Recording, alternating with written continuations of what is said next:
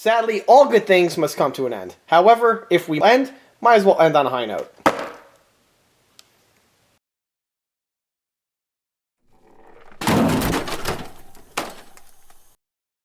Hey everyone, this is John from EastCoastArmory.com, and I'm here today with another model showcase video for this cartoon scale, caricaturized M10 tank destroyer.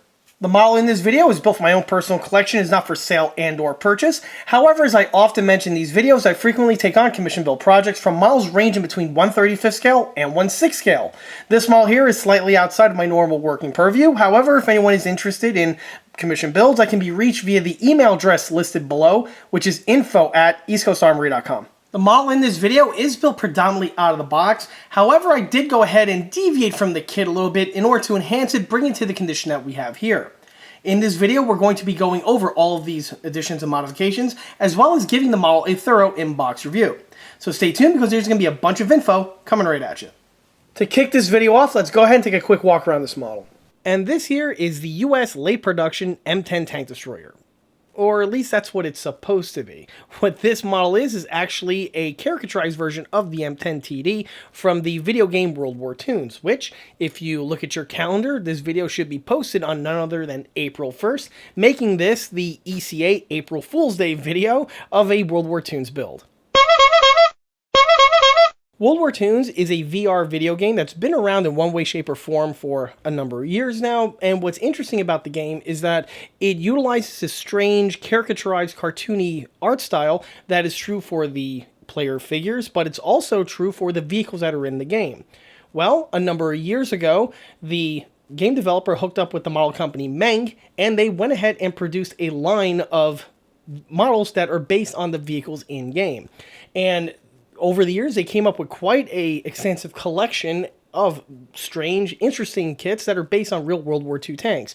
And what's interesting is that the vehicles have the look and shape and feel of the vehicles in question. However, they're in these strange, crazy-looking proportions, but no matter how strange they are, at quick glance, you'll instantly recognize what the vehicle is. And in this case here, we have none other than the M10 tank destroyer. Specifically, this is the late production M10, which is clearly identified by the shape of the duckbill rear counterweights that are found on the rear portion of the turret. As the M10 continued through its development and production life, it had several designs of counterweights, and this pattern here is the final iteration, and it kept this all the way up until the end of its production life. Before we go any further with the video, let's go ahead and take a step back to when the model was first started in order to get a good idea on what the base starter kit supplies you with. And here's the model at the start of the build. For the base starter kit, I'll be utilizing this Meng War Toons M10 tank destroyer. For anyone who's a fan of the channel, this should not be a surprise, because I have made a model showcase video on just about every single one of the Meng War Toons cartoon models, and this one here is no different. However, I think that this one here is going to be special because this is the end of the road. At this point when I'm filming this video, I've basically built the entire collection of available kits for the War Toons line, or most of them. The ones that matter, I should say. And I'll go into that a little bit more as the video goes on. But this is it. This was the last one that was on the market that I didn't yet have, and I finally snatched it. By the way, for those who may be keeping track, this is a bit overdue, as I should have done this about a year ago. However, it wasn't my fault. This kit has been on the market now for about a year and a half, maybe 2 years at the time I'm filming this. And I actually tried to snag one of these kits for my usual yearly April Fool's videos. Unfortunately, I wasn't able to track one down. I tried ordering it from 3 or 4 vendors from eBay, and all of them canceled the order because apparently there was a flood or something and the warehouses were destroyed or whatever. But either way, I wasn't able to get one, and sadly I was able to miss April Fool's. Yes, I know. And also, I was literally in Germany when during April 1st. I was actually overseas, so I wasn't able to post a video. But either way, I'm going to make amends for that right now with this one over here. So back to the kit that we have here. Like I stated before, these are a relatively recent addition to the market. They came out about the 2023-2024 timeframe. And at the time of filming this, this is the last of the kits in the lineup. So they had a good run, and unless James has something else up his sleeve, that remains to be seen. At the time of filming this, though, this here is the last of the kits that I need to acquire in order to round off the collection. So that does have some, it does have a nice feeling to round off a collection. Anyway, so starting with the model's box art and graphic design, just like with the other kits in the World War Toons lineup, this one follows with the exact same type of format, where we have a nice little illustration over here of the vehicle in question. Of course, it's in this cartoonish type layout. We have here the nice little diagonal box cuts, which, again, as I've mentioned in the other videos, if you line up a few boxes together, you have like this continuous banner going across, and it's something that actually has some pretty nice shelf appeal. And it seems not just true with the division of the lines over here, but also with the way the logos and everything matches up. Yeah, it definitely looks pretty cool when you have them all lined up. The typography is exactly as we've seen on the other cartoony builds. So right here, US Tank Destroyer, M10 Wolverine. The Wolverine is a legit term for a tank for the M10. Unfortunately, it's not the American term. We never had a term for the M10. We just called it the M10. The Wolverine came from the Brits. They coined the thing Wolverine, and it kind of just stuck. So right here we have the World War Toons video game logo right there in this little gear motif right there on the top. It's, of course, from the company Meng, and the item number is WWT-020. The remainder of the graphic design, we have here the side tab. Again, same exact format as with the other ones, and is a mirror image on the opposite side. On this side over here, we have just a nice little thumbnail of the vehicle in question. It's kind of funny, it has that what it looks to be a bore evacuator, but I think it's just a counterweight, and this is something that is actually seen on the M10 or the M10A1 tank destroyer prototype that was for the longest time housed in the Aberdeen Proving Ground, but I think it's more than likely at Fort Benning these days. But either way, it's kind of cool that they rendered it in this format, but I don't think it actually has it on the kit itself. I've got to crack the thing open. So, but it's interesting that the one here on the box art has it in that format. Right here is the game developer, Rascali. On some of the older kits, I'll have the game company logo as Rookvan, but I guess from my understanding, the developer closed and then he opened up another one, and this here's the current one, or at the time he designed this kit. Here's some nice copyright information over here for the video game in question, and we also have some socials right over here. All the big ones are included. On the reverse side here, we have some other kits that are in the lineup. The M4A1 Sherman, the M26 Pershing, and the M5A1 Stuart, which, by the way, I've actually done an example in a video of each one of these builds. I did not do the little funky one over here with the little Cupid on the pink M4. Those are the only ones that I'm not going to be adding to my collection, but anyway, these things do have some specialty versions, and this is definitely one of them. On the rear portion of the graphics design, we actually have some rear box detailing here. Of course, the thing is Olga approved for what that's worth. We have here the World War Toons logo with all the figurines or the figures in the game. And we also again have in-game shots here of the vehicle in question. We have some more information right over here. Interestingly enough, what appears to be a QR code has been blacked off with just some white sticker paper right over here placed on these two sections. No clue why, but this is actually the first time I've seen that on one of these World War Toons boxes, so take that for what you will. Cracking the model open, just like with all the other World War Toons kits, they are a side opening box, which again is quite different from model tank's standpoint. Generally, when you buy a model tank kit, it's a top opening box. Side tab opening boxes here, you don't really see that often. You see it back in the day on kits from Eschi and 172, but it's kind of rare to come across them. World War Toons really the only ones that still do it. So, dumping out the contents, everything here is hermetically sealed in this bag over here. And one thing about the World War Toons kits is that they are renowned for their simplicity. And on top of that, everything is supplied with the kit. What I mean by that, obviously everything's supplied with kit, but specifically everything is molded in plastic, and the only other parts are the tracks, which are single piece vinyl. There are no amenities such as photo etch or resin or 3D print or anything like that that comes with these kits. They are a bare bone, simplistic kit from the get-go, and that's, again, the whole point that James himself mentioned in the video interview I did with him a little while ago. Which, by the way, James, if you're watching this, hey, what's up? Okay, so everything I stated before is sealed in this baggie over here. We do have this insert.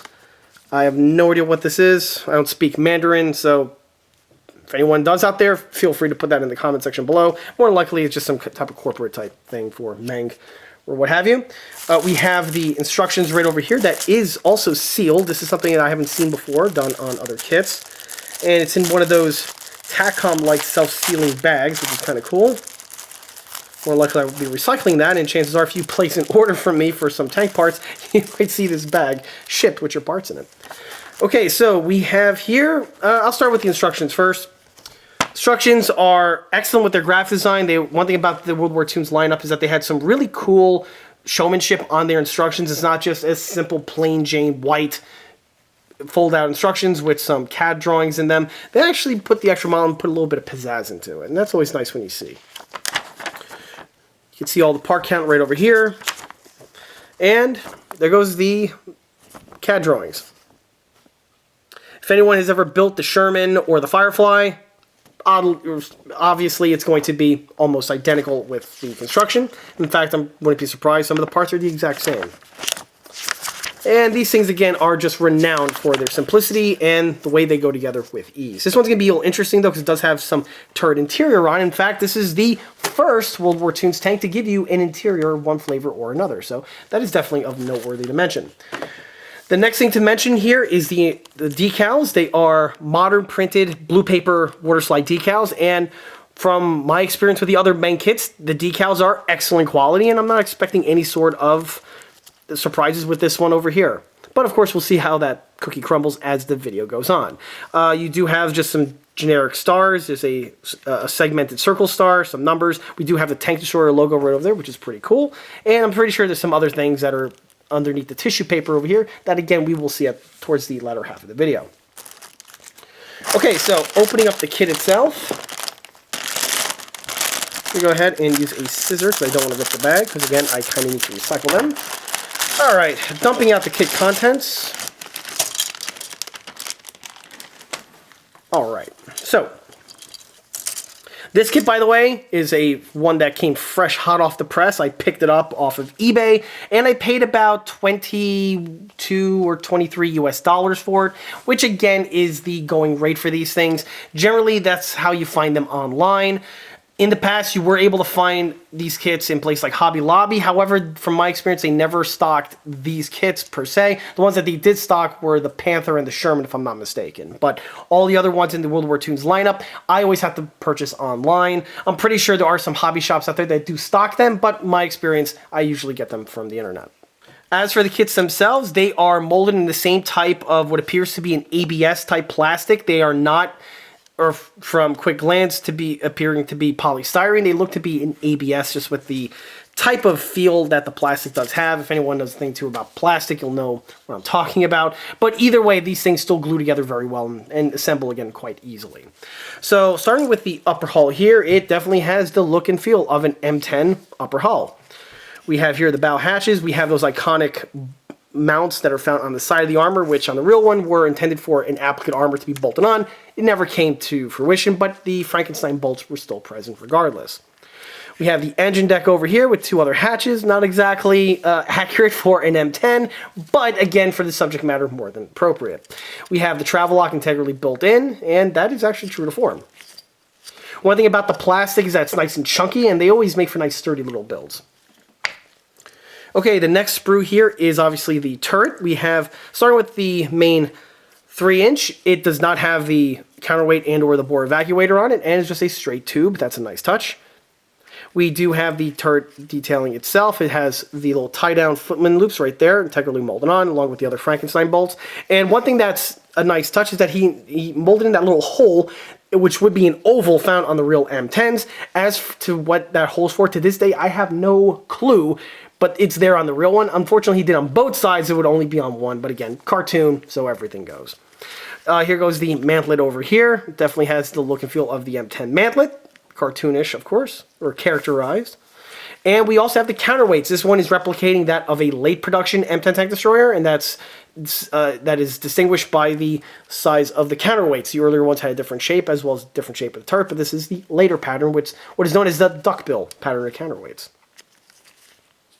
The rear plate over here for the hull, or I should say for the turret, is right there. Obviously, there's details that are going to fit in place. As for what they are yet, no clue. And we have here the interior portion of the turret. We do have some provisions for interior details, which will undoubtedly be fitted in place. We have some what appears to be just tie-down tools, like a small little briefcase and some tarpaulins and things along those lines. We also have some lift lugs right over here for the mantlet, or more likely it's either for the mantlet and or the turret. Not really sure at this time. We have some more lift lugs over here, and more likely I think this is the trunnion so that the thing can elevate. So that's this runner. Next runner takes us to this one over here, and this looks very similar to the Sherman runner. However, this is not. It is most certainly its own independent runner. As you can see, the kit number is right over there for 0-20, which is, I mentioned before, is for the M10 strictly. But the hull is a multi-piece assembly, as it was on the M4A1, also on the Firefly. And we also have the VVSS suspension, which is identical in terms of the CAD files that were used to make the other units. Same is also true for the row wheels, replicating the open spoke. Same true for the rear idlers, and the sprockets are also, again, identical. The two little pegs here popped off. I have them here on the table. Yep. Definitely don't want to lose these. These are the units right there that hold the rear idlers in place, so that's definitely not something you want to have go to Lost Partia.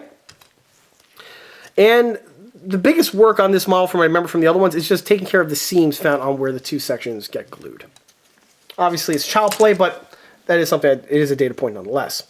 On this runner over here, oh, it looks like we have another Lucy. This is obviously the breech for the 3-inch. And it does have the little wings on either side, which are protectors, and it definitely looks like the M10 breech, and I would know because I had to build this, scratch build this back in the 1/6 scale. So, and I made molds of it and casted them in resin. So I'm very intimate with this little piece of machinery.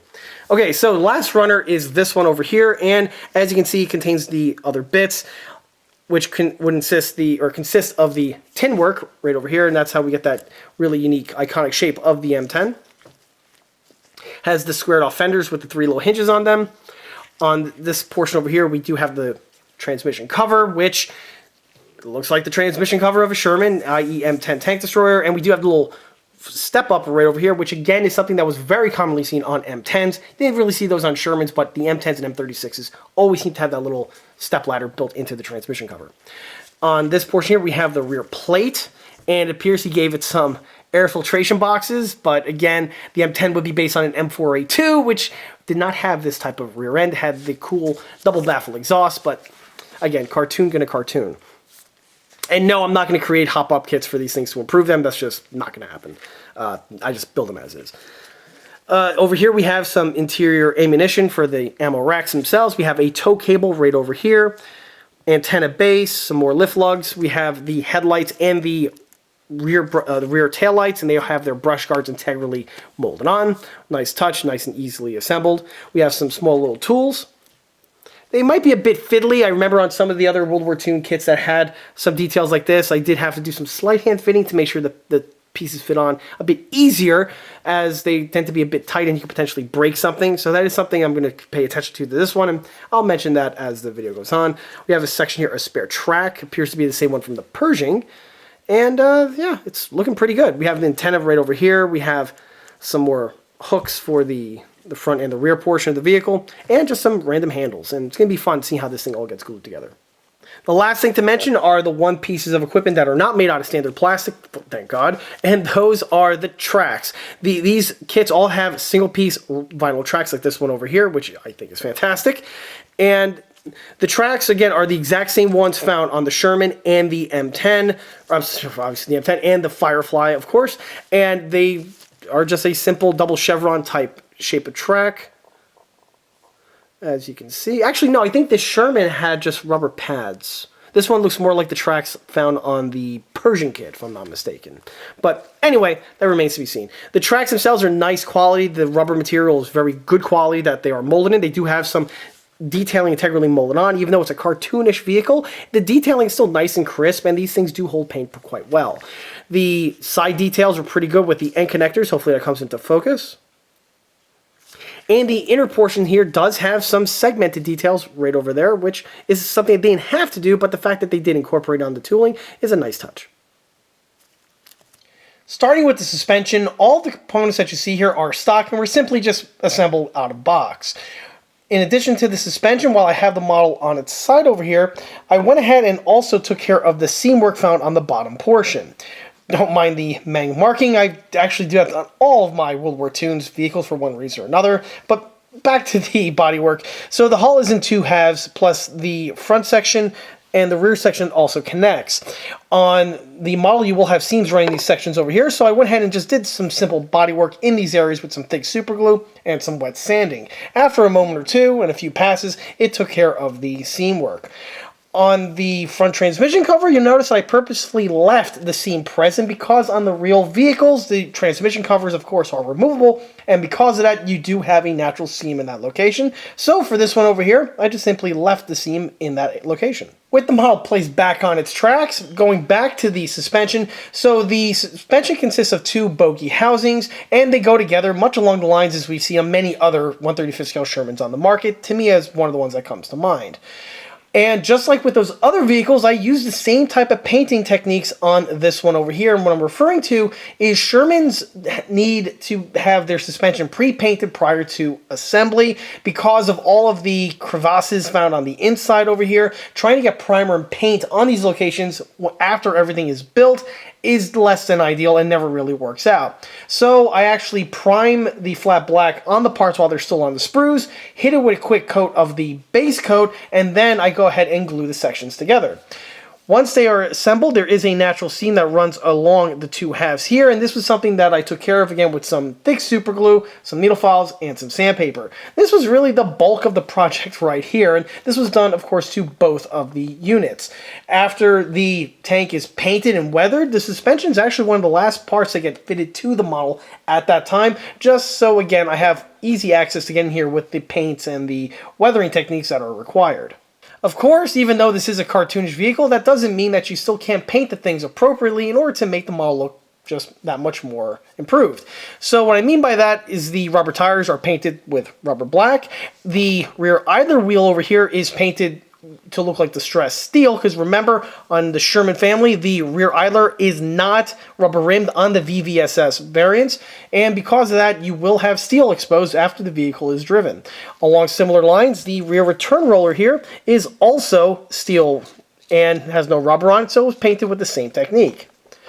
The Zerk fittings were painted because why wouldn't they? This is an EC8 build, of course. A little drop of red paint in those two divots that are integrally molded on are really all that's required to get the piece to look the way you see it here. Like I mentioned before, the bogie housings are installed to the model after the model's paint and weathering work is concluded. In addition to that, I also install on the rear idler wheels. You can also install the sprocket. Either will be suffice at this time. However, the last wheel, either the sprocket or the idler, are installed with the track at the very tail end of the build because it does make the installation of the track go by a little easier. On the topic of the track, this of course is the kit supplied rubber tracks that were utilized. These tracks are great. They're really nice and they're very easy to paint. For the paint work, I went with my usual format being, to me, a flat black applied via the airbrush. You don't want to use spray paint on single piece vinyl tracks, even though that is really convenient and really easy to do. It's just not beneficial because a lot of times the paint will have a negative reaction to the rubber, and it potentially can cause harm to the tracks, and the last thing you need are your tracks to disintegrate on you. So in order to alleviate that, I paint the single piece vinyl tracks with just, to me, a flat black applied via the airbrush so it's nice and thinly coated, and then after that I could go ahead and apply the next paint steps. For this one here, like I mentioned in many of my videos, the end sections are actually painted in olive drab. For American vehicles, you have several options for the end connectors. You could paint them either in a olive drab color, or you can paint them in a parkerized color. Me, I personally like the olive drab because it just adds some contrast to the build, and it just looks aesthetically pleasing in that regard. But you do have lots of options available. For the rest of the paint work, the olive drab was added not just to the end sections, but also to the ribbon that runs along the entire section there, and then it was then time to add the weathering. For the tracks, they are weathered in my usual format, where I add a little bit of diluted flat white via the airbrush, just a quick little ribbon paint on the inside and out, just to get some effects going, and then the remainder of the paint work is done with dry brushing with some silver spray paint, dry brush onto the areas that you see here to give the final results that you see. The tracks, of course, are fully playable on this model. You can indeed push it across a rug because this is something that some people like to do with their World War Toons tanks, and all the power to you. It's part of the charm about them, and it's actually one of the reasons why Mr. Young, when he was working with Meng, decided to go with rubber tracks as opposed to Lincoln length, which some people are actually disappointed with, but those people don't know what they're talking about. So yes, you can actually play with this thing. It has some playability, and the single piece rubber tracks are definitely a key to that. However, I will state, and I've stated this in several other the World War Toons videos, is that if you are going to play with the model, the paint will not last on the tracks very long. It'll just brittle up and just crumble away at the earliest convenience. So if you're going to paint your tracks, the model is essentially not going to be played with like the way I have in my collection. But if you're going to play with them, rest assured you may be adding or touching up the tracks every so often. But that is definitely something to consider. Once the paint, though, is applied and the tracks are fitted in place and you don't play with the model, the paint holds to the tracks extremely well. Moving rearward takes us to the rear detailing and the rear Pioneer tools. Starting with the taillights, as you can see, just a little swipe of gloss red were added to the two taillight sections. Admittedly, this is wrong on real American tanks. They have the cat's eye, and one is red and one is black. But for the model here, I went with both of them red. It is a cartoon after all, and honestly, it just looks so much more aesthetically pleasing by having both of the taillights in red as opposed to doing it the quote-unquote correct way. But again, cartoon gonna cartoon. As for the tools themselves, these are the kit supply tools. I add them at the very end of the build, and the tools on this model here were just like with several of the other builds from World War Toons I've done in the past, where they are extremely tight. So much so that you can potentially break the tools upon installation. So I really recommend before the installation of the tools, you go over the little tabs on the sections here with a needle file just to open up the tolerances that allows the part to be installed much more easily without the risk of potentially breaking them. However, once they are fitted in place, they're good to go. The tools themselves are painted my usual format, just some flat black for the metal bits. Tamiya Hull Red was used for the wooden handles, and then for the straps, I painted them with Tamiya Green Drab. Or khaki drab specifically. And once everything was painted and weathered with the panel line accent, this is the end result that you see here. Of course, the wrench over here is not wood, so it was just simply painted with the flat black. On the front portion of the vehicle, you can see the headlights. Again, out of the box, I just a little swipe of silver paint was all that was added, with a little bit of gloss over it, just to make sure they have a nice sheen to them. Also on this vehicle over here, you can see the tow cable. This was the kit supply one that was added. The cable is pre-formed, and you have to carefully just snip it off and clip it into the appropriate locations. This is something that can potentially cause problems, again, with just the frail nature of the piece. The tow cable is a very thin piece of equipment, and it can easily break at any which point during the course of the build. So this is definitely something you want to pay attention to. Unlike the tools, I actually assembled the tow cable prior to paint work, and then I was carefully able to paint around everything to the condition that you see here. One thing that I like to do on my tow cables is that the cable end connections were actually painted with a little swipe of olive drab, just to, again, give it a little bit of extra color contrast and making it pop compared to just leaving everything over painted. The cable itself is actually the base coat, and what you see here is just a Tamiya panel line accent that was added on it with 2 or 3 coats, and that left for the blackened look that you see presently. Also on the sides of the model over here, you get to see some of the tools. This here is just some boxes that were kit supply, just painted them with, again, different shade of olive drab. I went with the darker shade of OD that I have in my color library, painted it with those. The straps, I also used the Tamiya olive drab for that, for the final look, some panel line accent later, and this is the end result.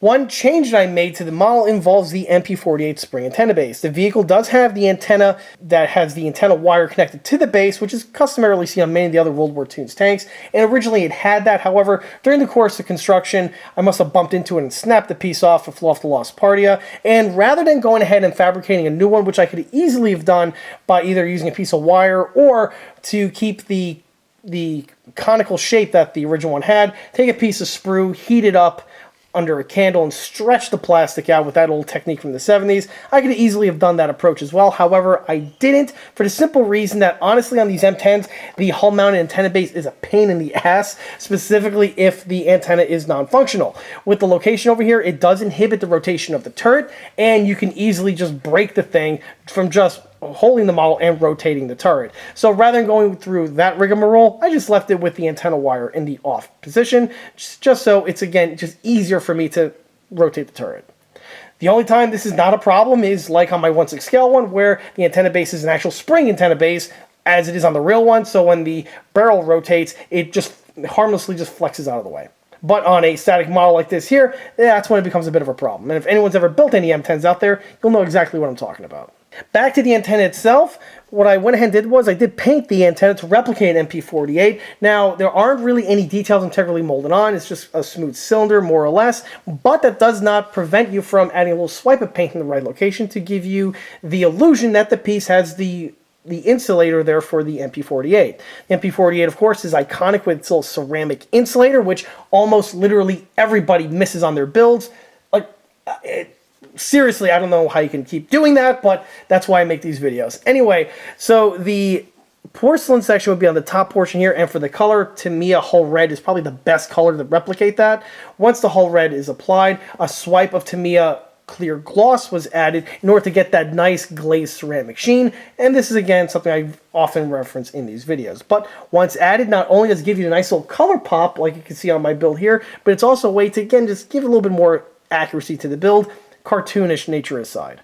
On the reverse side of the model, nothing much going on over here, just a little section of spare track, kits applied, was painted off the model, and then dropped in place at the very tail end of the build. Moving upward takes us to the travel lock, and believe it or not, this is another bit of detailing that's absent, or most people tend to forget on their M10 builds, and that is with the inner portion of the travel lock. The travel lock, a lot of people might just think it's just a metal piece that's welded to the deck, which it is. However, there is a little bit of material here to prevent the barrel from marring when the piece is in its travel mode. And the material is usually just a bit of webbing or a strap of one flavor or another. It's usually like a cotton type material. And it's literally just a strap of cloth in this section, unceremoniously just riveted in place. And for the model over here, in order to replicate that, just a little swipe of Tamiya Khaki was utilized to get the effect. Once the little swipe is added, again, it gives it a little bit more accuracy to the build, but it also gives some more contrast that there really wasn't any there previously. And that's all there is to mention about the hull, and this brings us to the turret, which is really the bulk of the project. So the turret is a multi-piece assembly, which I mentioned before, and because of that, you do have several sub-assemblies that need to be assembled prior to the thing clamshelling together. The first thing I want to mention about the turret is involving the side sections here and here. There are some knockout marks found on the tooling, and this is something that's easily addressed prior to the turret getting assembled. Just a little swipe of thick super glue and some wet sanding was all that was required in order to polish everything down. This was, of course, done prior to the installation of the boxes that we have here on the inner portions of the turret. As for the 3-inch, this is stock. It goes together extremely well. The only thing that I did was paint the breech section with a little swipe of silver paint. Don't forget to do that on your builds, because the breech would obviously be present on the real one, and these things are always really, really shiny if you ever see one in person. The other thing to mention about the interior is with the back section, and this actually has like an inner shell section that is interesting with the way it was designed. So as I was alluding to earlier, there were these holes found in the rear portion, and I mistakenly said that, oh, that's great, they actually gave you that oval section that would be found on the real M10. And although that is true, there would be an oval cutout in this section over here, it's not found, or it's not going to be present on the finished model, because those holes are actually for the turret inner wall and the counterweight here to actually plug together. So it's not really there for that purpose. And by doing this, though, with this design, this actually is a nice little feature, because this eliminates the seam, which normally would be found in this section over here, where the two turret half sections would join. And this definitely streamlines the build and makes it for a cleaner build. Rather than the seam being down here, the seam is moved into another location, which is much more easily polished away, and that's actually, again, a nice feature. However, one aspect of the build where there is a seam that is quite visible, and is something that I actually took care of, involves the center portion here of the turret. One interesting aspect of the War Toons kit is the illusion that the turret stands above the floorboards, and you can see that right over here with this little gap. This was a very clever design choice because it simplifies the model in not having to have an extra interior detailing section or even a plug for the interior on the inside of the model. Something like this was actually very similarly done on some vintage M36 and M10 kits of the past, namely the old school Tamiya M10 kit that was released back in the 70s, but more specifically with the way it's designed here on this model, it's more like the old school Tamiya M36 Jackson or even the Italeri M36 Jackson kits, of which I've actually done some videos on this channel. And if anyone has seen those videos, you'll know that the turret has a pan in it that gives the illusion that there is an interior. However, there is no interior to be found. And this kit here is very similar. If you notice, when I rotate the turret, the floorboards rotate with the turret. However, in its completed state, it does again have that nice little gap over there, and it looks like that there's depth to it. The way this was done was that this was just molded into the turret halves, so when the piece is assembled, it really, again, cuts down on the part count, as well as the complexity. However, one side effect is that when you glue the two halves together, you will have a seam that runs along the center portion here, and it is a quite unsightly one. And unfortunately, with the armament in place, and you cannot assemble it without the armament being in place, it is literally very difficult or almost impossible to get in there to polish away. And this is coming from me, who's done some really crazy and tight sanding and seam removals.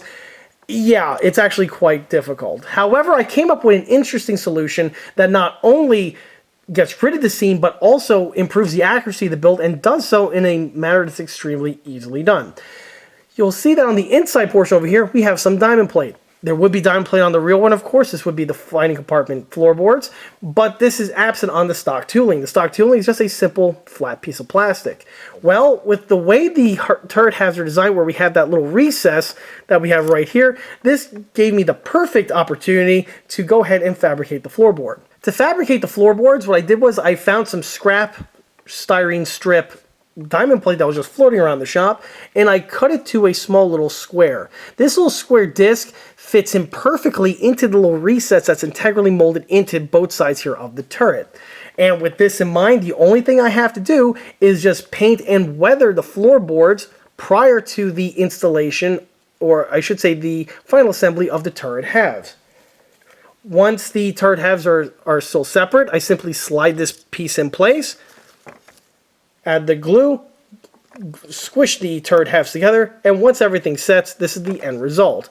By doing this, there's no more seam found on the inside, and we get some nice detailing for the floorboards. Of course, the detailing on the diamond plate was pre-painted with the base coat, weathered prior to the installation, because trying to get in here with those other agents is a bit difficult, as one would imagine. But now that you can see it complete, again, it's a great way to improve the build without really needing to do that much extra work.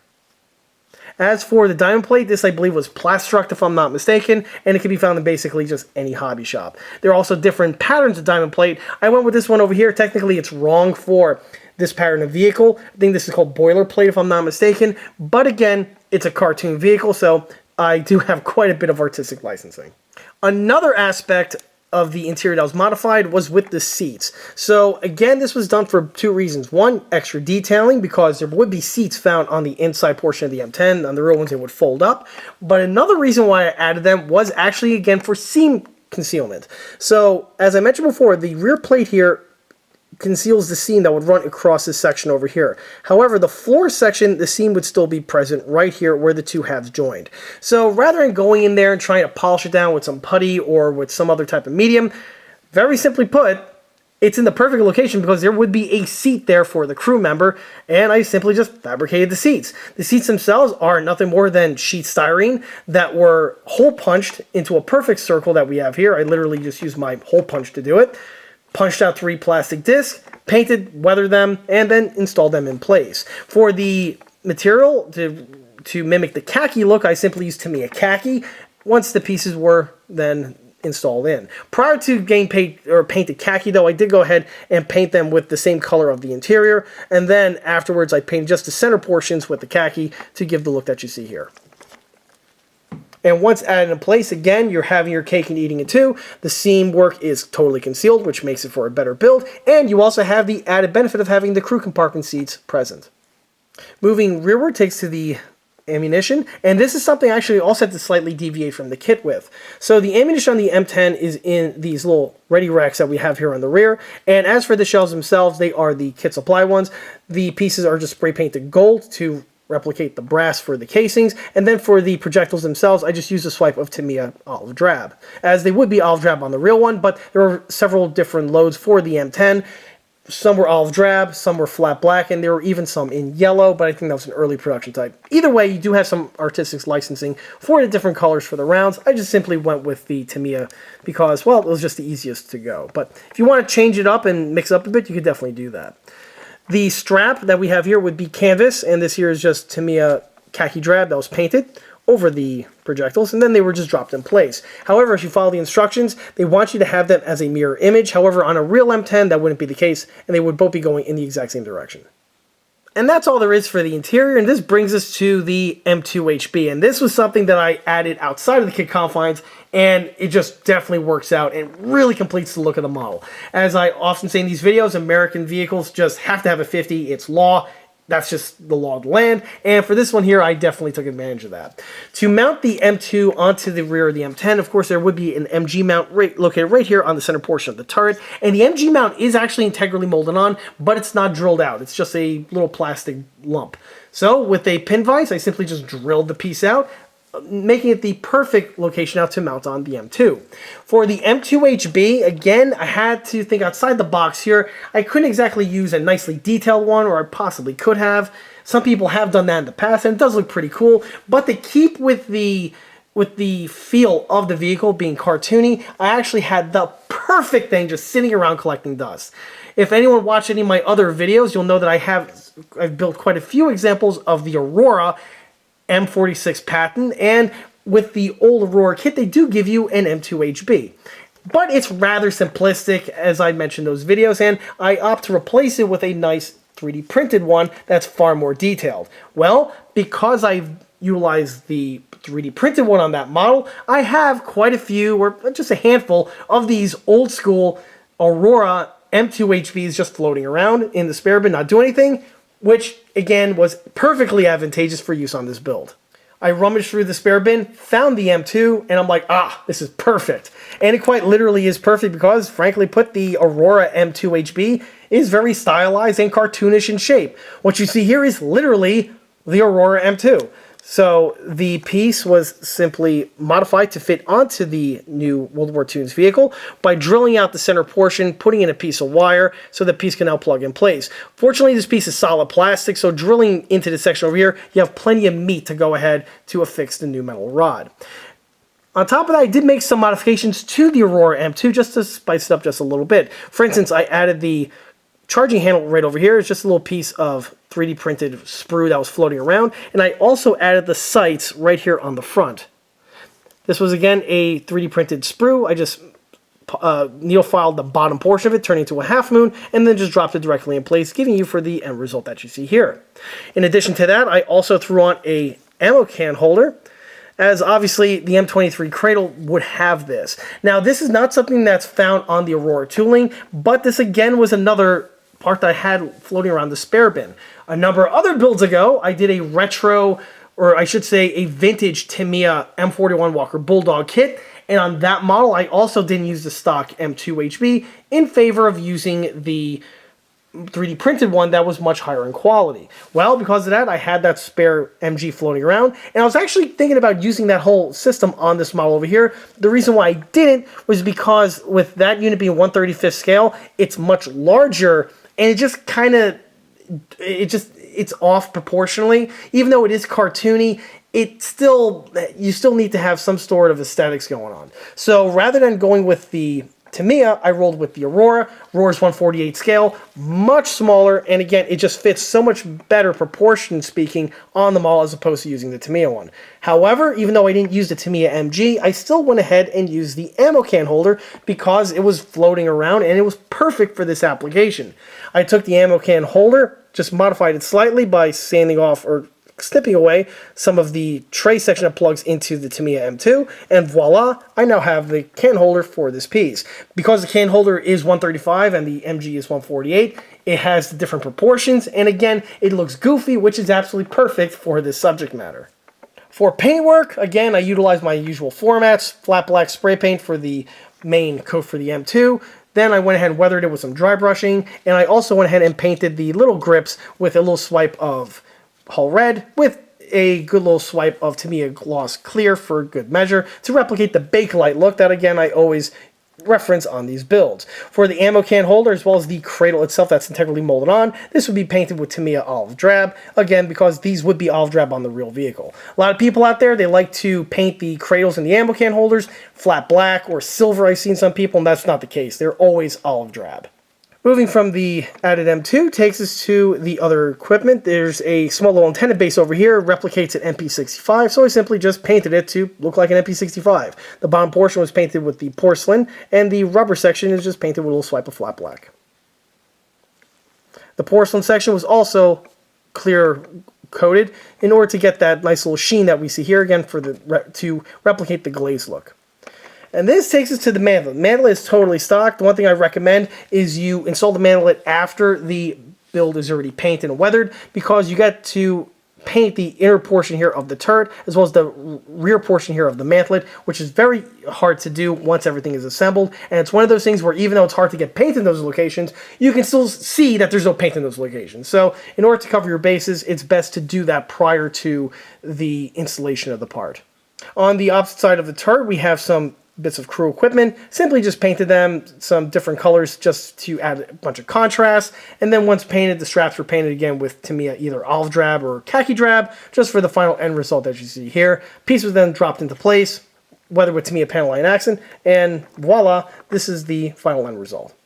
Which is actually quite notable to add because I hate adding equipment to the side of my vehicles. Anyone knows me, and you'll see my builds, you'll see I never put things like bags or crap on the side of my models. It's just not something I'm into, but this one here, it was easier just to go with the flow and add the pieces of equipment as opposed to trying to plug up the hole and polish it away. Maybe that's something I should have done, but for this one here, I think it's okay to deviate slightly from my norm, but that's something that's up for debate. Either way, I just went with it in this format, and it looked pretty good, or came out pretty well in the final end result. And that's all there is to the detailing. This takes us to the paintwork. So, as I mentioned before, for the turret interior, the turret is actually pre-painted and weathered prior to the final assembly of the two turret halves. Before the rest of the model goes into paintwork, the inside portions here are thoroughly maxed up with some paper towel in order to prevent any sort of paint seepage onto the inside or overspray to get onto the inside. This was done to the top portion. It was also done to the open area here on the front where the mantlet goes, because again, the mantlet was painted off of the model. Once the units were thoroughly masked up, I then went ahead and thoroughly primed the model with my usual method of El Cheapo flat black spray paint.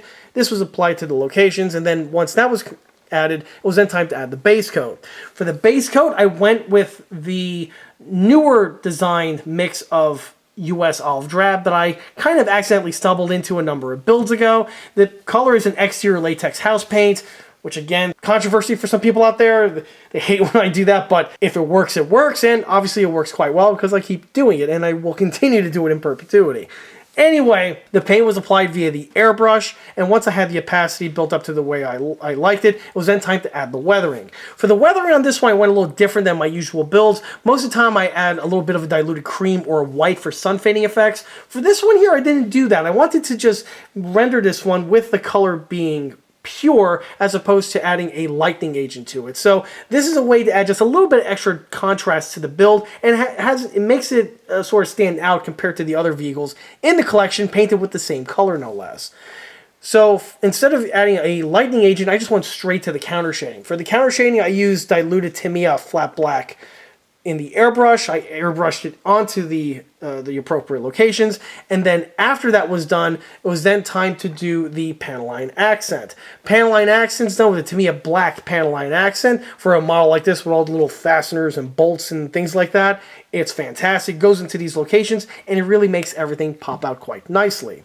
This is definitely true, say for the turret over here with those little grab handles, and the rear engine deck over here where we have a little bit of grill work. Panel line accent just loves to seep in there and make everything look great. Of course, I already referenced that before with the tools, how again, everything just comes out better with the panel line accent fitted in or added during the paint work. After the panel line accent was done, it was then time to add the dry brushing effects, which is how I get my chipped and worn edge effects. And this is just done with just a fan brush with some flat black. I added to the appropriate locations, and this here is the end result when I'm done with it.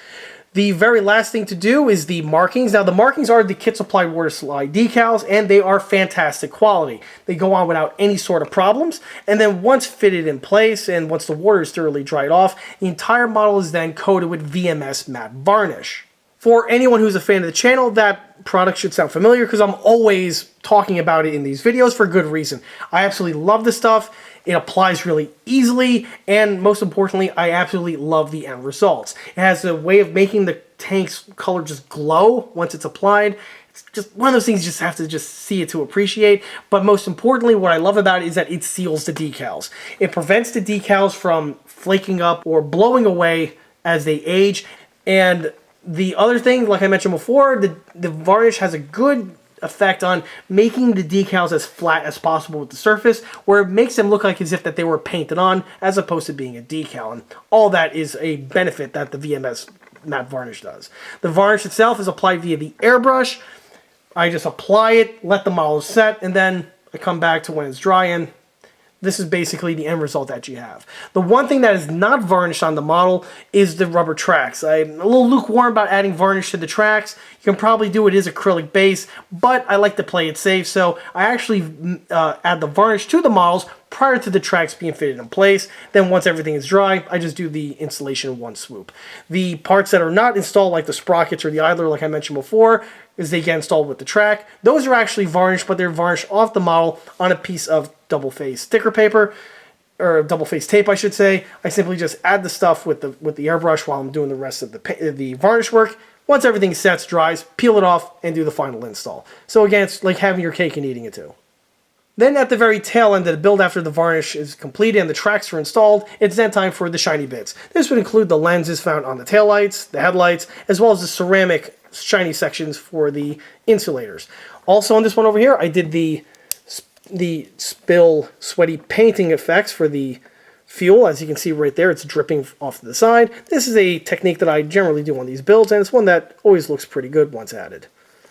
Can't really see with the turret in the way. See, this is why, again, that antenna is something that always gets snagged. It's always a bit of a pain on these M10s. Same also true for the M36. But with the turret rotated, hopefully the sheen comes out on video in this lighting over here, and you get to see just how it enhances the model with having these effects. And at the end of the day, there's nothing really much more I could have anticipated or wanted out of this build that I didn't get from the experience. The build itself went together very, very well, and that is something that is par for the course whenever you work on anything from the War Toons lineup. No matter the subject matter, the vehicle always builds well, and it's one that's always a pleasant experience whenever I get the opportunity to build one. Which is the ideal point to pivot us into skill level and recommendations. So, straight out of the gate, if you're a beginner, is this something I could recommend for you? The answer is yes. That's not exactly something you hear on this channel very often, or hardly ever. But one of the hallmarks of the War Toons kits is that they are very, very, very beginner friendly, and this one here was no exception. Now, there are some aspects that a beginner may have some issues with, namely trying to squeeze some of the smaller fittings on, like the tools or the headlights or things like that. However, if you just do some of the procedures that I mentioned in this video to loosen up the tolerances a little bit, the thing will be able to be assembled much more easily, and this is definitely within the atmosphere that a beginner should definitely be able to overcome. Generally, whenever you have a build that has either a full or a partial interior detailing setup, this usually adds to the difficulty and part complexity of the kit. And all of that's not necessarily untrue for this one over here. With the way the kit is designed, it definitely does the interior detailing, but does in a way that's very, very simple to put together. So much so that, again, it's not out of the realm of reality for a beginner to tackle it and have some good results with it. Obviously, if a beginner can tackle this kit, so could literally anybody else. From an intermediate to an advanced, this kit here is really one that could be recommended for basically everybody. However, just because the build is somewhat simplistic or rudimentary, that doesn't mean it should be just written off by this smug elitist out there, and I'm pretty sure some of those people are going to scoff when they hear that. But the model does lend itself for some very nice engineered components, and with the way the kit is designed, it really polishes up extremely well. There are some seams that can be dealt with by the builder, but it's definitely something that if you just use some basic modeling skills on and some standard painting techniques on, you can really polish up one of these builds to something that punches well above its own weight, and it's also something that adds a bit of uniqueness to your collection. One really cool thing about these kits, and due to their subject matter and execution, is that they truly are a blank canvas. You could do anything you want with them. There are no rules, and the gloves are truly off. You can be as creative with them as you desire. You can either go more of the historical conservative end, like I did on this build over here, or you can go on the opposite end and take this thing to depths where no one would have anticipated. Many people on my other World War Toons videos write in the comment section that these kits are actually fairly popular with the 40k crowd, where they take them and they use them as a base to turn them into a orc vehicle of one flavor or another, and if that's something that you're into, rock on, and that's part of the charm with working on one of these kits here. Something else to mention is that since these kits have been on the market now for quite some period of time, there has been this cottage industry growing around them, and they've been tooling up hop-up detail accessories to not only spruce up the detailing on the base starter kit, but also I've seen components and conversion sets to either enhance them or totally change them into something else. These components I've seen in high-end materials such as CNC aluminum, and also lots of other components out there in 3D print. If this is something that interests you, I would definitely recommend checking them out, and it's pretty cool to see what you can actually do with one of these things. Of course, if you are going to be going down that path, this definitely changes things quite a bit, because this deviates from the base starter model, and now you're tinkering with materials and with hop-ups that you may not necessarily have an experience or a skill set in, and I'm specifically referring to a beginner modeler. However, with the overall simplicity that these kits do have, with just the nature of them, and also with the relative low cost that these things have in terms of picking one up, this is probably a great way for a beginner to really sharpen or enhance their skill sets when working with non-conventional materials, i.e. stuff outside of injection molded polystyrene plastic. So if you want to tinker around with stuff done in cast resin, or you want to mess around with stuff either in 3D printed resin or just standard 3D print, as well as the other materials that I mentioned before, this is actually probably a great foot in the door in order to tinker around and really get some practice in on those other type of materials, as opposed to just going in raw on something that's expensive in 135 or 116 and being completely underwater and not knowing what to do. And at this point here, we're basically well past skill sets, and we're definitely into recommendations now. So obviously, if you are into the World War Toons lineup, this kit here should definitely be on your list. If you're a fan of American World War II vehicles, American tank destroyers, or just World War II vehicles in general, this kit here is extremely recommended. If you dig the M10 tank destroyer or the M36, obviously this kit here would be a nice little addition to add to your collection as a cute little footnote. Being from the World War Toons lineup, obviously all the attributes that I mentioned in those other videos are going to be applicable for this one over here. So if you're someone who's just looking to enter into the world of armor modeling, this kit here is a fantastic way to do so. They're simple, they're relatively cheap, and you can find them relatively easy online. All are a great attribute in order to get new blood into the hobby. Also, with the way these things go together, since they are somewhat simplistic, this is also great for people who are totally novices and they want to build up their skill sets and do so in a positive manner, as opposed to starting with something a little bit more complicated, to which then stuff can go sideways and then they're just going to be fed up with the whole hobby, and that's definitely not something that's beneficial. On similar lines, if you are someone who used to be a modeler but you left the hobby for one reason or another but are looking to get back into it, one of these kits, again, fantastic for the same reasons that I just mentioned before. While on the topic of youth builders, because of the kit's very, very simplistic nature and with the playability that it does have, this is also really appealing to, again, people who are really young, who are looking to get into the hobby. And on that note, if you're a parent or a grandparent and are looking for a fun afternoon or a fun weekend type activity, these World War II kits are phenomenal for that. It's a great way to spend a Saturday evening with your child or with your grandkid, putting the thing together and then watching them play with it at the end. It's definitely a really fun and rewarding experience. And branching off what I mentioned before with the parent-grandparent experience, these kits are excellent gifts, either a stocking stuffer or a birthday present, something along those lines. They never disappoint. If you know someone in your life that's a modeler, they'll definitely appreciate one of these kits here. And finally, I'd recommend one of these kits for anyone who's, again, just looking for something different. If you've built everything under the sun and you're just trying to find something that's a little bit unique and add a little bit of spice to your collection, World War Toons kits are another way to get yourself out of that rut, and it's a nice way to add a little bit of fresh air and a little bit of interest into the collection. The other thing about the World War Toons tanks is that they are extremely collectible. There's lots of different variants on the market, and since these things have been in production now for as long as they have been, the collection actually grew quite a bit. And these things are essentially the crack version of plastic tank kits on the market. You could argue all tank kits are plastic crack, but definitely that's true for the World War Toons ones, where you'll buy one and then you'll get that itch to just go ahead and flesh out the whole collection. I know several people that aren't even into the World War Toons tanks, like myself included. They're into more traditional type kits, but one of these things just shows up and next thing you know, you have about a dozen or 2 dozen of them, and it's really cool when that does happen. But unfortunately, all good things must come to an end, because that's right, like I stated before in the beginning of the video, I've got them all. I literally have every single one. I have an example of each one of the World War Toons kits in my collection, with the exception of the really crazy ones like the Santa Claus Sherman or the pink kitty cat Sherman. That's neat, but it's just not something I'm really into. But as for the basic kits, I basically have them all. So sadly, this is it. This is the last one I'm going to make. So wait, what? What are you talking about? No.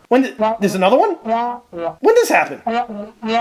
Oh, okay. What type is it? Oh, a Henschel King Tiger. Okay then. Okay, well, yeah, this is just news fresh from the press. Yeah, apparently they just announced a Henschel King Tiger. So there you have it. The line has not went stagnant, and they're still developing new kits. So, well, good news is I'll be seeing you all again April 1st, 2026, and you'll have a good idea of what the model will be then. And with that, that wraps up this model showcase video for the World War Toons M10 Tank Destroyer. If you like this video, be sure to subscribe to this channel, where it's a great way to keep up to date on new posted content, being the other vehicles in the World War Toons kit range, or the other model showcase videos and larger scale project update videos that frequently get posted to this channel. Another way to keep in the loop of new posted content is by liking us on Facebook, where I have more photographs of this build as well as the other smaller and larger scale builds that have been seen on the channel in the past. Furthermore, don't forget to swing by eastcoastarmory.com for more 1/6 and 1/16 scale builds and detailed components. Thanks again. I'll be seeing you all again on the next one. See you there.